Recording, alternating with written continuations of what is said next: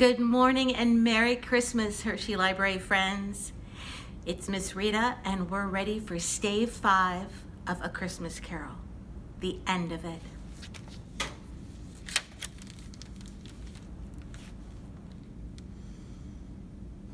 Yes, and the bedpost was his own. The bed was his own, the room was his own. Best and happiest of all, the time before him was his own to make amends in. He was checked in his transports by the churches, ringing out the lustiest peals he had ever heard. Running to the window, he opened it and put out his head. No fog, no mist, no night, clear, bright, stirring, golden day. "What's today?" cried Scrooge, calling downward to a boy in Sunday clothes, who perhaps had loitered in to look about him. "Eh? What's today, my fine fellow?" "Today? Why, Christmas Day." "It's Christmas Day. I haven't missed it. Hello, my fine fellow." "Hello." "Do you know the poulterers in the next street but one, at the corner?" "I should hope I did." "An intelligent boy, a remarkable boy. Do you know whether they've sold the prize turkey that was hanging up there? Not the little prize turkey, the big one." "What? The one as big as me?" "Oh, what a delightful boy. It's a pleasure to talk to him. Yes, my buck." "It's hanging there now." "Is it? Go and buy it." "What, girl?" exclaimed the boy. No, I am in earnest. Go and buy it, and tell him to bring it here, that I may give them the direction where to take it. Come back with the man, and I'll give you a shilling. Come back with him in less than 5 minutes, and I'll give you half a crown." The boy was off like a shot. "I'll send it to Bob Cratchit's. He shan't know who sends it. It's twice the size of Tiny Tim."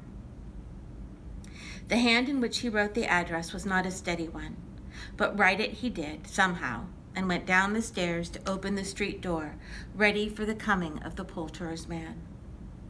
It was a turkey. He never could have stood upon his legs, that bird. He would have snapped them off short in a minute, like sticks of sealing wax. Scrooge dressed himself, all in his best, and at last got out into the streets. The people were by this time pouring forth, as he had seen them with the ghost of Christmas present. And walking with his hands behind him, Scrooge regarded everyone with a delighted smile. He looked so irresistibly pleasant, in a word, that 3 or 4 good-humored fellows said, "Good morning, sir, a Merry Christmas to you." And Scrooge said often afterwards that of all the blithe sounds he had ever heard, these were the blithest in his ears. In the afternoon, he turned his steps toward his nephew's house. He passed the door a dozen times before he had the courage to go up and knock. But he made a dash and did it. "Is your master at home, my dear?" said Scrooge to the girl. Nice girl, very. "Yes, sir." "And where is he, my love?" "He's in the dining room, sir, with his mistress."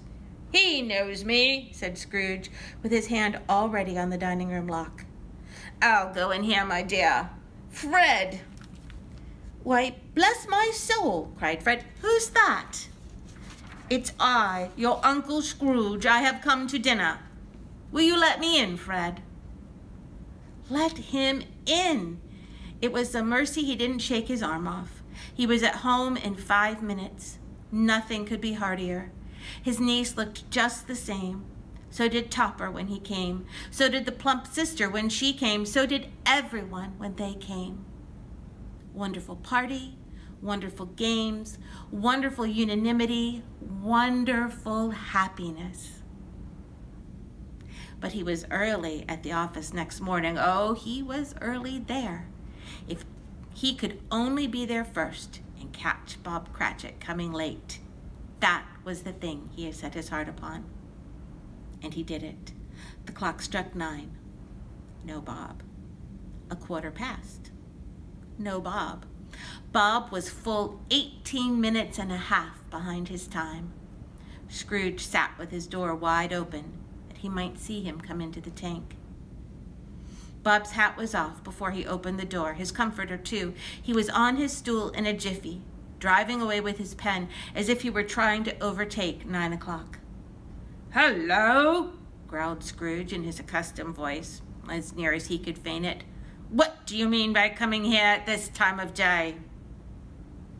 "I'm very sorry, sir. I am behind my time." "You are?" "Yes, I think you are. Step this way, if you please." It's only once a year, sir. It shall not be repeated. I was making rather merry yesterday, sir." "Now I'll tell you what, my friend, I am not going to stand this sort of thing any longer, and therefore," Scrooge continued, leaping from his stool and giving Bob such a dig in the waistcoat that he staggered back into the tank again, "and therefore I am about to raise your salary." Bob trembled and got a little nearer to the ruler. "A Merry Christmas, Bob," said Scrooge, with an earnestness that could not be mistaken as he clapped him on the back. "A merrier Christmas, Bob, my good fellow, than I have given you for many a year. I'll raise your salary and endeavor to assist your struggling family, and we will discuss your affairs this very afternoon over a Christmas bowl of smoking bishop, Bob. Make up the fires and buy a second coal scuttle before you dot another I, Bob Cratchit." Scrooge was better than his word. He did it all and infinitely more. And to Tiny Tim, who did not die, he became a second father.